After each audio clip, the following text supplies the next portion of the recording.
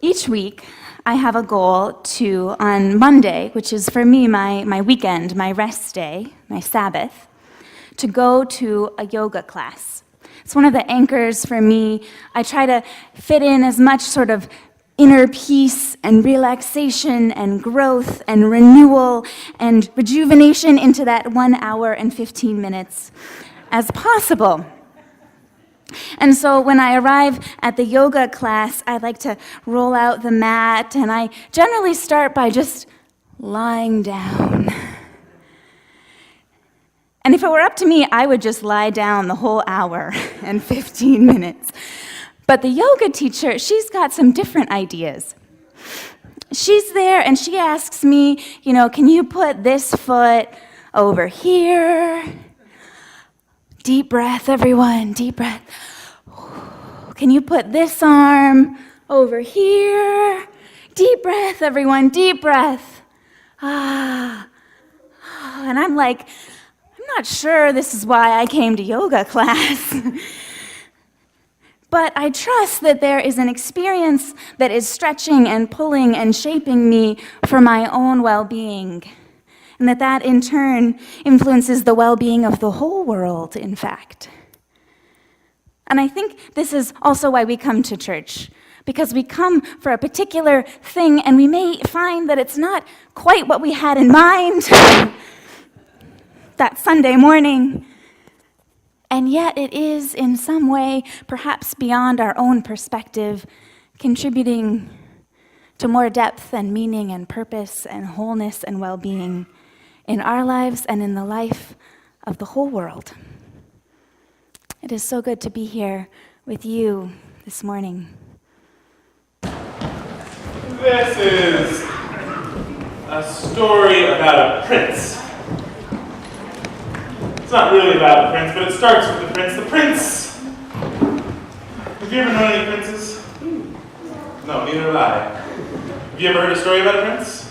Yeah, a lot, right? Yeah, it's so weird. But anyway, a prince. A very, very sad prince. Unlike many of those princes you hear about, this was a very, very sad prince. He was so sad.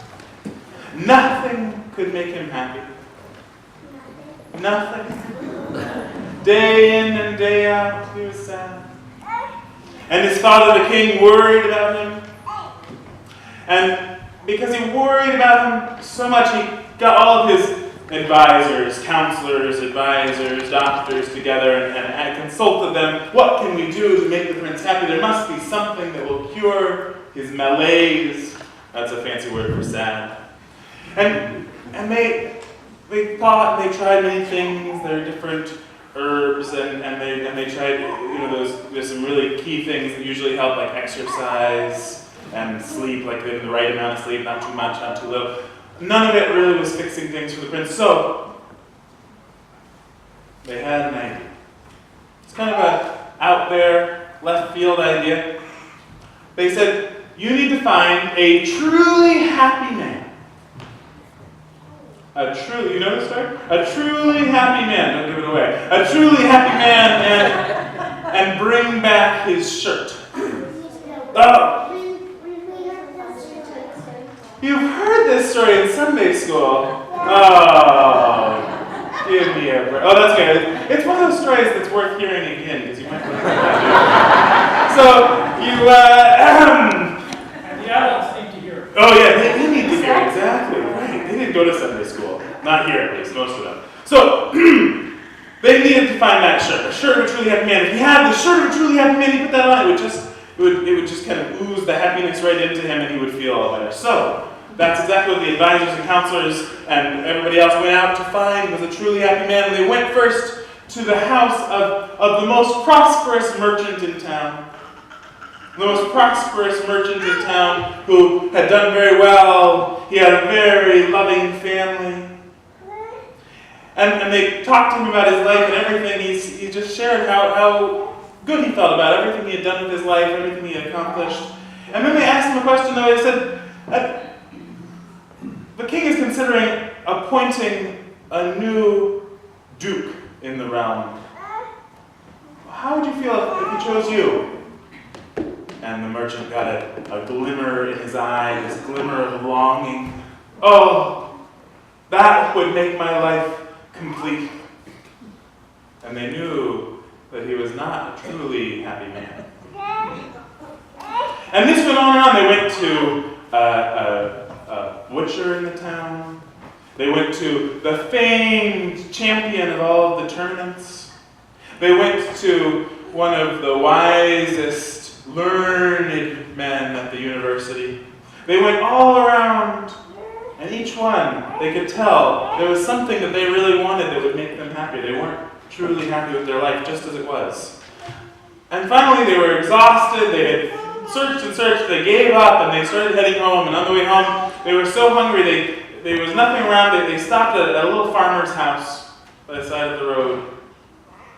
And they asked the farmer if there was something to eat. And the farmer said, "Welcome! Why, yes, of course! There's always enough for one more person." And he started making them a very simple stew.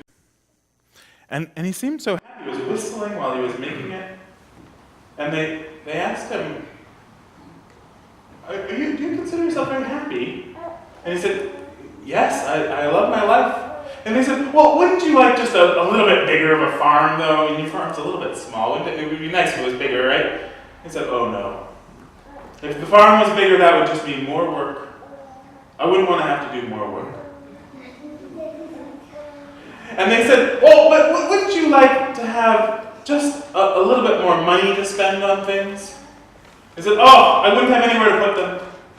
What would I do with more things?" They asked and asked and asked. There was nothing they could tempt him with. He didn't want anything else. And they realized, aha, we have found a truly happy man. And so before they left, they said, "You may not know this, but we have been in search of you. And all we need from you is one thing, your shirt, to take back to the prince." And he said, "Oh, I wish I could help, but I don't have a shirt."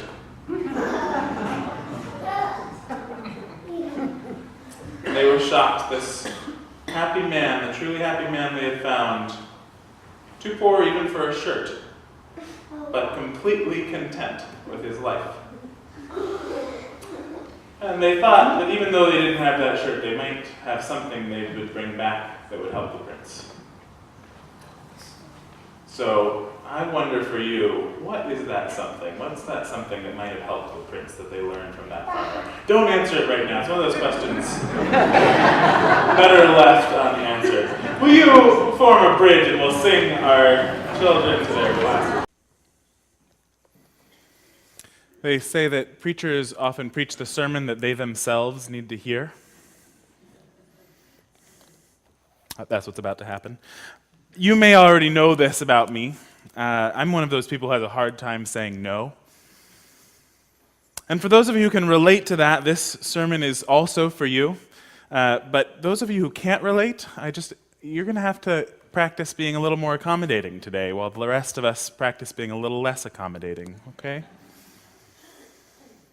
And you may be partnered with someone, have a family member who's one of us accommodators, perhaps listen today on their behalf. You know, if those king's advisors came knocking at my door, I'm afraid to say they would certainly find themselves moving along, unsatisfied in their quest for a truly happy man.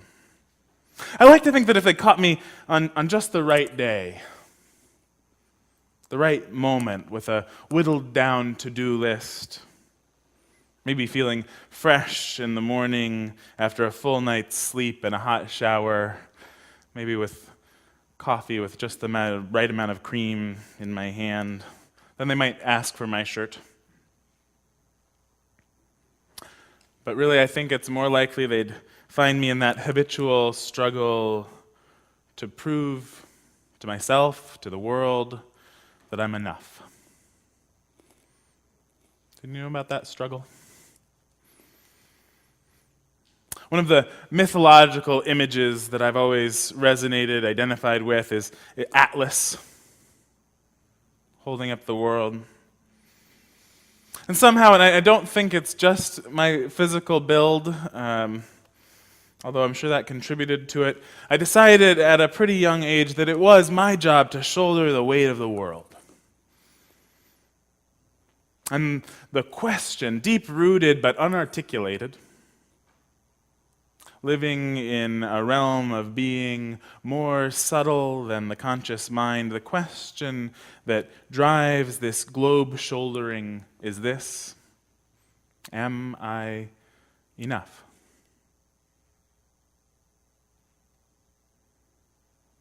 Many of us have this predilection to over-responsibility.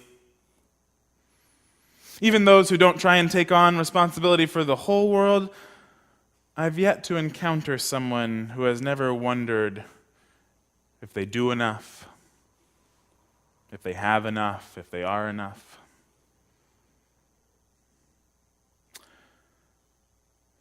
And I think that it's this gnawing sense of not enough that makes it so hard to say no. And luckily for us, a couple of pop culture icons have recently been speaking on the subject, so we are going to listen to their wisdom. This is Shonda Rhimes. She's a creator of Grey's Anatomy and Scandal, popular TV shows. She wrote a book called My Year of Yes. And then playing off that theme, Lena Dunham, who's been in the news quite a bit, she's the creator of another show, Girls. She wrote about 2015 being her year of no, and that she planned to make 2016 even no-ier. So she captured the problem like this. She says, I am in yes recovery. Like many humans, many women, she emphasizes, I am a people pleaser.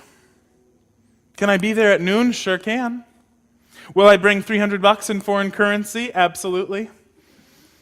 Will I also promise to help a friend move, be late meeting them because I also agreed to babysit another friend's sick rabbit and then disappoint everyone in the process? I sure will. No, she says, is a word that could have served me well many times, but I didn't ever feel I had the right to use it. In fact, while Dunham and Rhimes seem to have claimed opposite directions for their years, they'd probably be the first to tell you that they're talking about the same thing. Because in talking about her year of yes, Shonda Rhimes makes a point to talk about the power of saying no. She describes her first tragic memory of failing to say no. She was 15, and it was the first day of driving lessons. She tells the story like this: I waited patiently for my instructor to arrive, and when he did, I got to climb behind the wheel of a car for the very first time. It was awesome. Totally. Butterflies zipping around my stomach. I looked at the instructor, patient and kind, a little balding. He was known as a nice man. He smiled at me, reassuring. I smiled back and asked what he wanted me to do. That is pretty much the last thing I remember.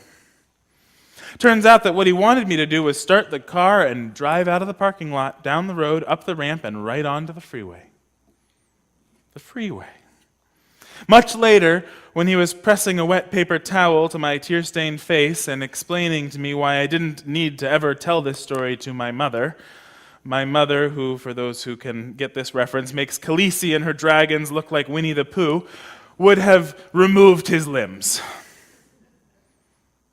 I learned the instructor had gotten his schedule mixed up. He had mistakenly thought I was another more experienced student.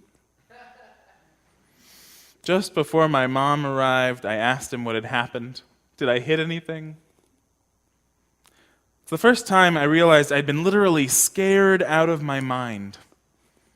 It's the first time my brain was wiped clean by fear, and when I look back on it now, all I can think is, why did I let that happen? When the driver's ed instructor told me to turn onto the ramp that led to the freeway, why didn't I put my foot on the brake and put the car in park and look at him and say that one word that would have changed everything? Why didn't she? Why don't we? It can feel so dangerous, I think, to say no. More dangerous even than getting on the freeway with no driving experience. Saying no, we risk breaking connection, turning a relationship sour. And because we do have that fundamental need to contribute, no can feel like letting our own selves down. I really should be able to help a friend move and babysit another friend's sick rabbit and be there at noon. I really shouldn't disappoint the instructor by telling them I can't do what they ask.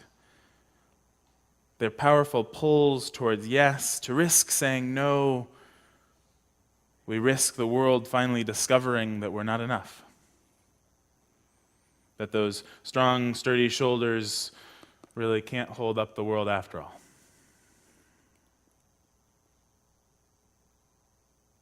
The wisdom that I forget in those moments, the reminder I need to get in touch with my enoughness,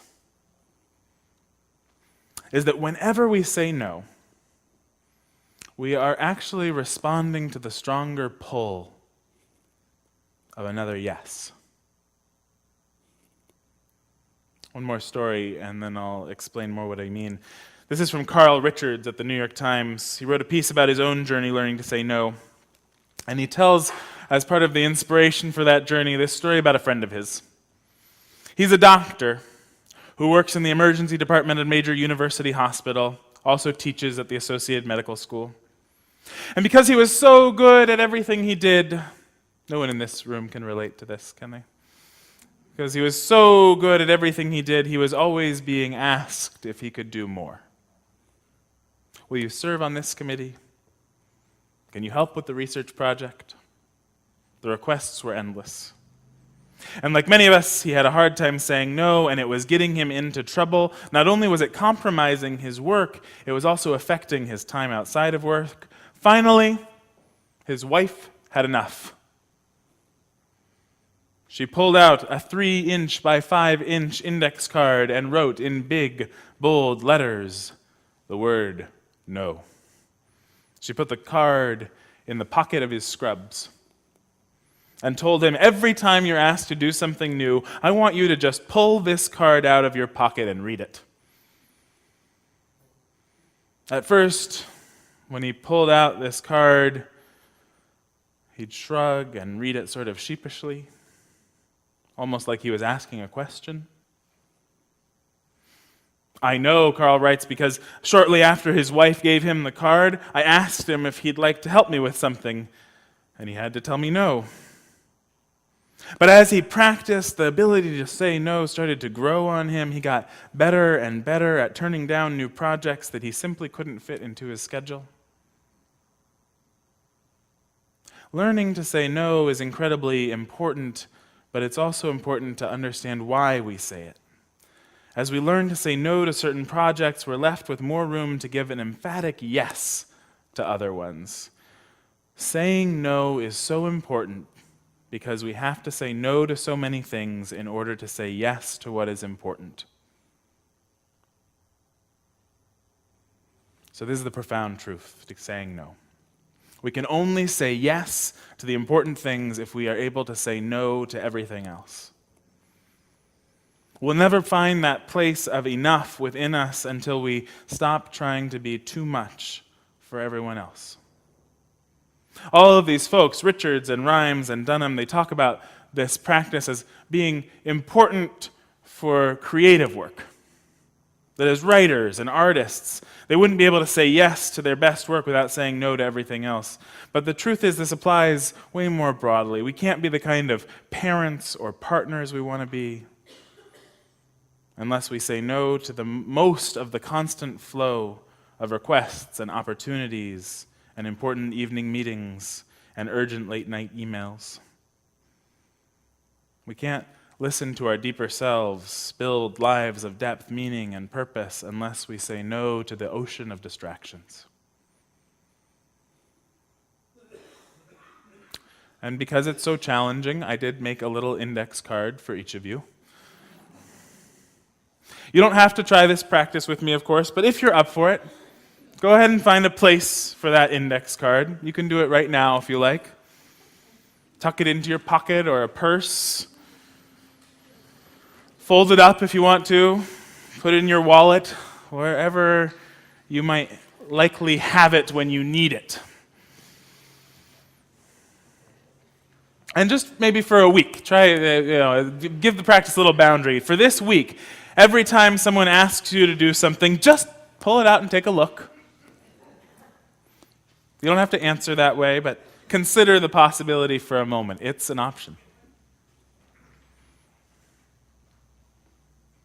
In fact, what I really hope that you'll do in that moment is remember that every no has a yes lying underneath.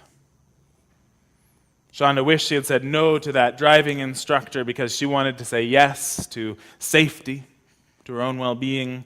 The doctor learned to say no to the committees and research projects because he was saying yes to his family life, to the quality of the projects that he did take on.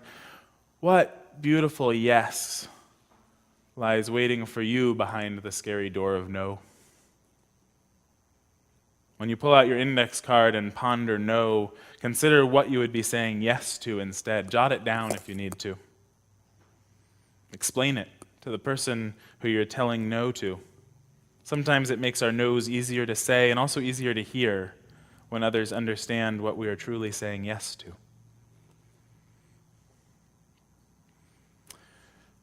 Reverend Eric Walker Wickstrom, a Unitarian minister, wrote a book a few years ago called Serving with Grace, reflecting on lay leadership as a spiritual practice.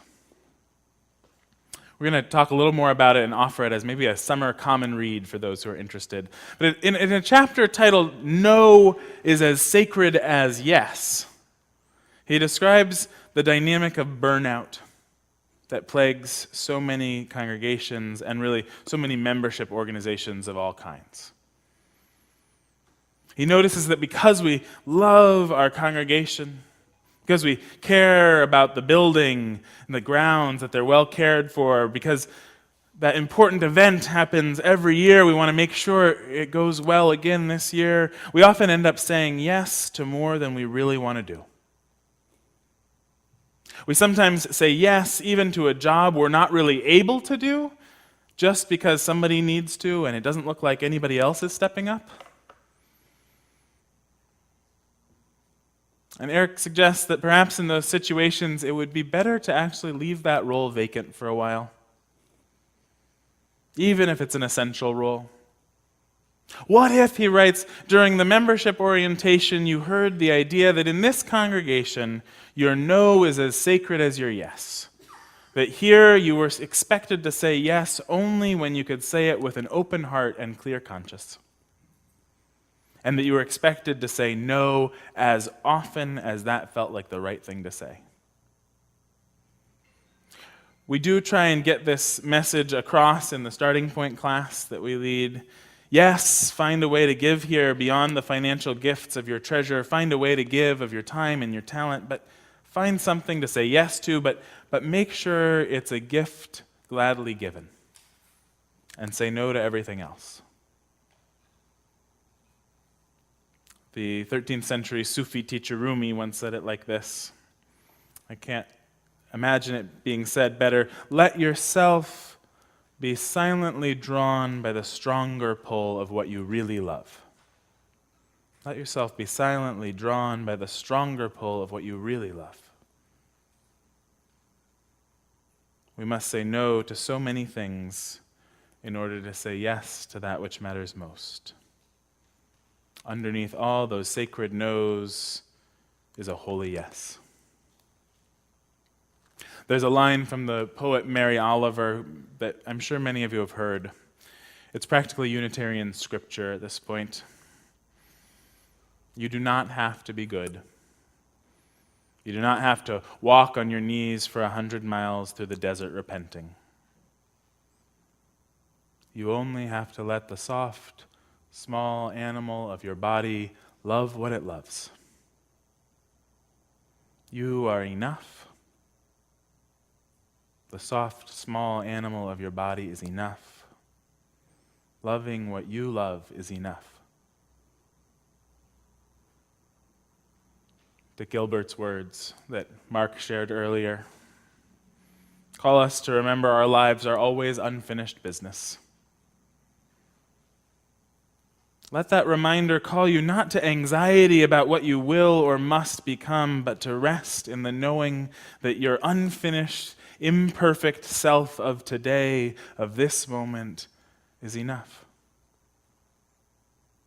There will never be a perfect moment when you have it all together and are finished learning and growing and accomplishing. So now is the perfect moment to stop striving. Taking on one more project, helping one more person, having one more thing, I promise you it won't finally be this one that finally lets you rest, knowing you're enough. One project, one more thing will not make your shirt any more valuable.